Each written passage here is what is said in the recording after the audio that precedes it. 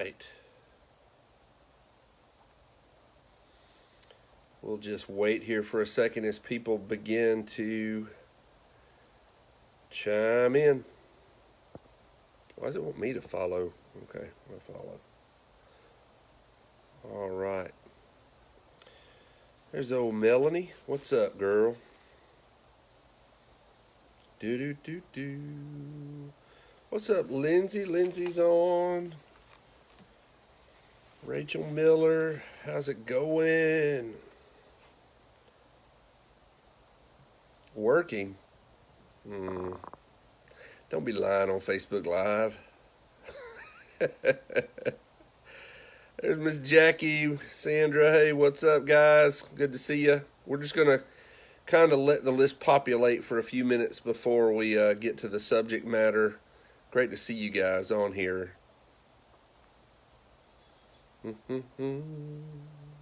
14 so far.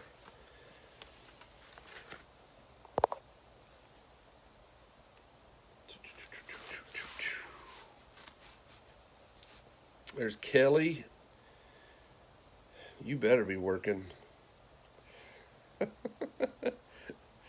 Hey, Miss Rachel. So I guess you guys can tell my beard is slowly coming back in. That was a harrowing ordeal having to shave it off. I look like a 3-year-old with a double or triple chin for about a week and a half, 2 weeks. It was not pleasant at all. But what was neat and what was fun is when I would go for a run or a bike ride, I could feel this part of my face getting cold for the first time in 14 years. So that was really interesting. There's Miss Marcy. Hey, Debbie, Bobby, what's up, buddy? All right. Well, let's go ahead and kick this thing into gear. If I do believe it is 9:47, that's 2 in more than we said. So I want to address a few things. We got some exciting news to give you guys today, and so I will get to that as we go. It is important. It is about the groundbreaking, so definitely stay tuned. But I want to say a few things before that regarding our meeting times, our meeting together in person. Obviously, this coming Sunday is the first time we will be able to meet together, albeit social distancing with certain rules, and we'll get to that stuff in a little bit later, but I am excited to see people face to face for the first time. Even if I'm only seeing half a face, I know who it is. And so with that being said, though, if you're staying tuned to the news, you know that our president has made comments about churches meeting together. Our governor has said things about our church meeting together. Our local municipalities have said things about churches meeting together.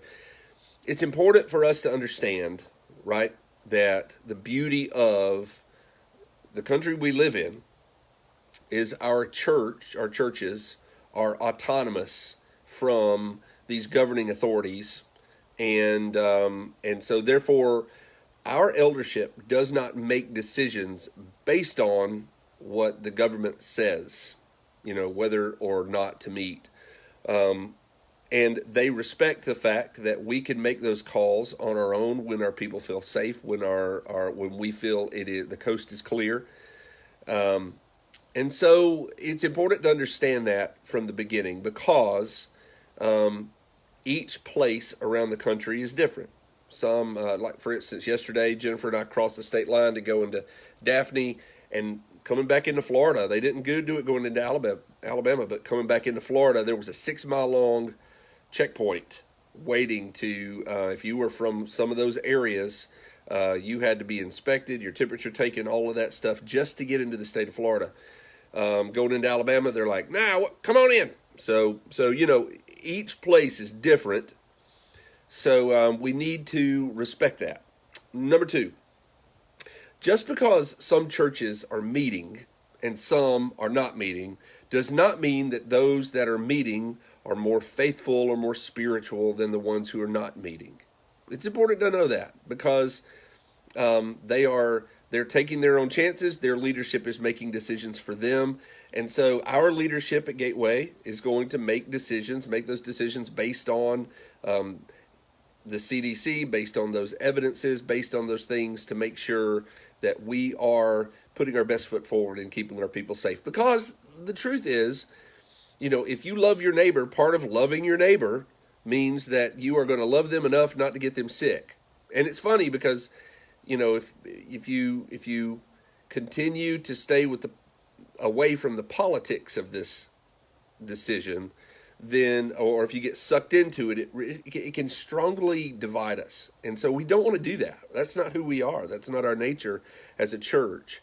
So we want to make sure that we are loving our neighbor, loving each other as safely as we possibly can.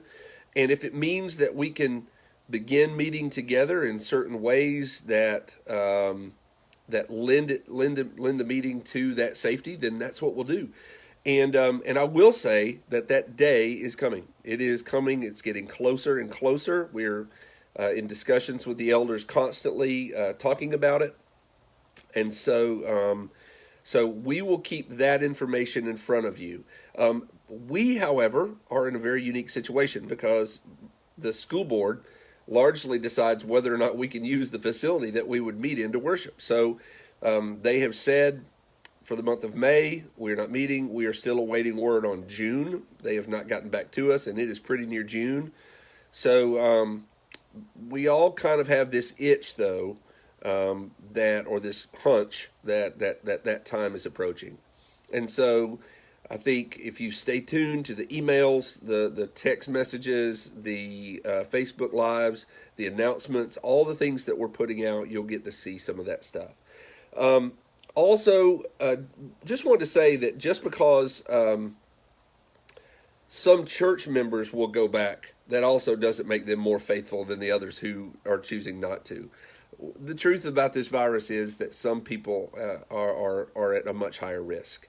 And we want to make sure that our elderly people at Gateway are put in the best position possible to be safe. All right, so here's the good news. We are meeting this Sunday.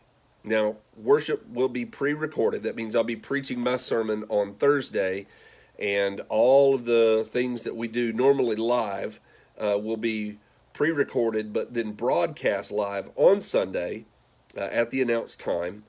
And but during that morning time, we are going to have 3 groundbreakings where social distancing will be practiced. We're going to try to make it as easy as possible for you guys to be able to meet together. What I would suggest is when we meet together, there are going to be some that say, I don't believe in this, and I love you too much not to hug your neck. That's great. Just keep in mind that your friends might not feel that way. They might be nervous about it, and you might be infringing upon their comfort. And so this is one of those times when Paul in Corinthians talks about us not eating meat sacrificed to idols because it might offend those that think it's wrong to eat that meat. And so for us, make sure that when we meet together that you're being careful to not to infringe on someone else's comfort. What we don't want to do, the last thing we want to do, is cause any division whatsoever. We are a church that is united. You guys have been amazing throughout this entire process. We've had our doors decorated before Facebook Live. We have had notes of encouragement come in. We've had emails of thanks, text messages of thanks. It's just a blessing to be at this church. It's such a good place. So a few things about, and this is not going to be a comprehensive list, but a few things about the groundbreaking service on Sunday. We are strongly encouraging everyone to wear masks. I know they're horrible. No one likes them. I don't like them. They make my glasses fog up, and then I have to defog them, and then they do it again, and it makes me angry. I don't like a hot face, plain and simple. But we're strongly encouraging everyone to wear masks. We're not making it mandatory. We're not going to send you home if you don't, but we strongly are encouraging that. Also, we are creating spots distanced 12 feet apart. That way, if you have a family group, you can stay at your spot and still maintain the 6 foot recommended social distancing guideline. It is also important to note that we want to put our best foot forward because there's a great possibility that this is going to be covered by WEAR, the Christian Chronicle, and Pensacola News Journal. And the last thing we want is a picture of this church where everybody is not socially distancing, just like the pictures they're showing on the beach that get horrible news coverage. We don't want to be in the news for terrible, not loving our neighbors or taking this seriously. So we're asking you to please help us out in that. Now, Seth crunched the numbers a little bit over 30 minutes ago, and we have over 138 people signed up for these groundbreaking events. 60 at the first service, at the 8:30 service. So here's what we're asking. If you go back to that email that was sent out on Sunday, it has the tiny URL that you can go to RSVP. Here's the important thing. If you've already done it, don't do it again. Don't do it again. That skews our numbers. And we really need to have a healthy understanding of how many people to expect. So right now, I'm not looking at the numbers live. So it was 60 at the first service, around, I think, 48 for the second, and like 50-something for the third. I mean, it's really, really great. We're going to have a large majority of the congregation there doing this groundbreaking. There you go. Seth just posted the tiny URL, so it's on this feed. You can click on that, or you can type that in and go and take that survey. So a couple more things. Keep in mind that there was a house that was just demolished on this property. We have walked this property, right? There is glass, shards of glass in the dirt, in the grounds. Property hasn't been lived out on for a long time. So if people came by and trashed it or whatever it is, they have cleaned it up as well as bulldozers might be able to clean it up, but there is still debris. So please don't wear high heels, don't wear nice shoes. This is not Sunday morning. You can continue to wear what you've been worshiping in. Well, except with the exception of Derek Hancock in a robe. Don't go there. But you can show up in closed-toed shoes, especially for your kids. We would be horrified if we held this event and one of our kids or one of our adults gashed their foot open and had to go to the ER because they had to get stitches because they went to the groundbreaking. So make sure you do that. Also, this is a BYOS event. Bring your own shovels. You can bring your own shovels. We are going to have people out there that are taking pictures because we want this to be memorable. It is a huge deal. We are doing something that many of you will remember you did over 40 years ago for Gateway. It's the old building, and then some did while they were at Gateway when they built the Family Life Center. It is just a rare thing to be able to hit the reset button and rebuild a church. It's just amazing what God has laid in our lap. So we want to be as honoring for this gift that we've been given, as well as protective of our people. So you can bring your own chairs. Somebody have asked that. Can I bring my own chairs? Yes, you can, but we ask you, there will be marked places, marked flags, 12 feet apart. Try to stay as central to that flag as you possibly can. Will we have audio? Yes, we will have audio. The Collage Company will be there. We'll probably have a pre-recorded message from BG&W, our architectural firm that designed this building alongside of us, and all of those people will be there represented. We'll have 2 elders per event, and you'll have a chance to stick a shovel in the ground and do that. But yes, you can bring your own chairs, bring your own shovels. We will have some shovels provided, but we'll have to disinfect those. And if we disinfect the shovel after you grab it, it doesn't mean we think you got the heebie-jeebies. It doesn't. We're not judging you. We're just playing it safe. And so you will need to park across the street. in the TJ Maxx parking lot that butts right up against the road. We're going to have probably both officers there that are keeping our people safe crossing that road. So that will be something that that we have provided. It's only going to be about a 30-minute ceremony. We're going to keep it simple and quick. We've staggered it about an hour and a half apart each service. That way, people have time to clear out. People have time to come in. And we ask you this: if you do decide to fellowship, if you decide to talk face to face and hang out in the TJ Maxx parking lot, take it there.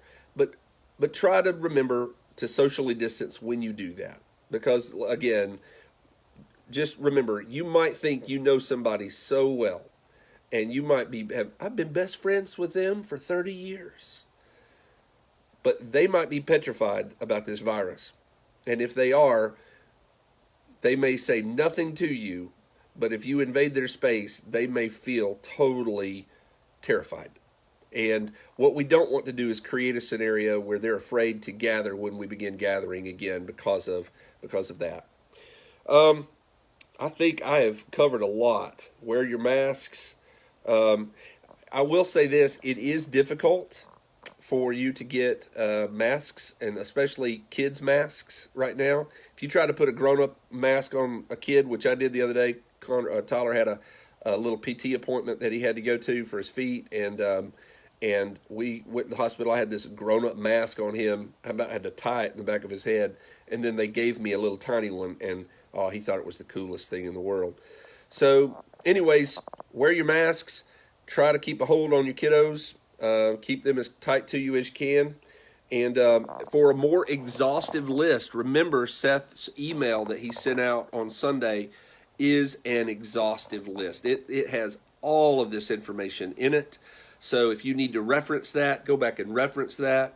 I am looking forward to seeing you. We went to Bass Pro Shop yesterday and bumped into Rob Hughes, and it was just so much fun. He's in my small group. It was so much fun seeing him. Yes, Melanie Hendricks, it will be hot.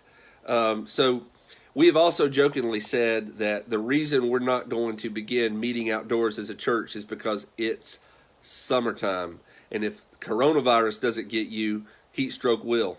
So keep that in mind. We want to meet again when we have air conditioning and all of that stuff. So anyways, let me see. Let me go through my notes. I think I'm good.